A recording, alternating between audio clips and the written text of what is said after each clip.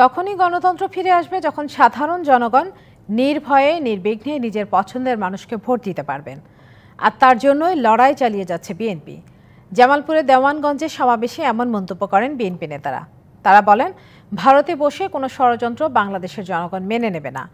ষড়যন্ত্র চক্রান্ত রুখতে সবাইকে ঐক্যবদ্ধ থাকার আহ্বান জানান বিএনপি নেতারা। 16 বছর পর জামালপুরের দেওয়ানগঞ্জ উচ্চ বিদ্যালয়ে জনসমাবেশ করে দেওয়ানগঞ্জ ও বকশীগঞ্জ উপজেলা বিএনপি। শুধু তাই নয়, জেলার বিভিন্ন প্রান্ত থেকে আসা নেতাকর্মী সহ নানা শ্রেণী পেশার মানুষ অংশ নেন এই জনসমাবেশে। এই সময় সকাল থেকেই দলটির নেতাকর্মীরা ব্যানার, ফেস্টুন ও বিভিন্ন স্লোগানে খণ্ড খণ্ড মিছিল নিয়ে আসেন সমাবেশে।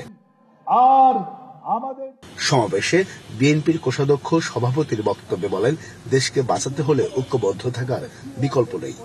আমাদের ভারতের যে আগ্রাসন, এর থেকে মুক্তি পাওয়ার জন্য, এরকে প্রতিরোধ করার জন্য প্রত্যেকটি ওয়ার্ড থেকে আরম্ভ করে কেন্দ্র পর্যন্ত আমরা শক্তিশালী হয়ে থাকবো ইনশাআল্লাহ। 15-16 বছরে যে হাজার হাজার মানুষকে আপনি হত্যা করেছেন ক্ষমতায় থাকার জন্য, সেই মানুষগুলো কি কারো বাবা না? আপনি যেমন আপনার বাবাকে ভালোবাসেন, তার সন্তানরা কি তাদের বাবাকে ভালোবাসে না? একই রকম ভালোবাসে। বিএনপি দায়িত্ব নিতে চায় এই কারণেই, যারা খুন সহ নানাভাবে নির্যাতিত হয়েছে তার এবং তার পরিবারের পাশে থাকতে চায় দলটি। বিএনপিকে আমরা দায়িত্ব আনতে চাই সে কারণে, যাতে মানুষগুলির এই সমস্যা আমরা সমাধানের চেষ্টা করতে পারি। আর তাই তো যারা নির্যাতনের শিকার হয়েছেন তারা দেশে পুনরায় গণতন্ত্র দেখতে চায়।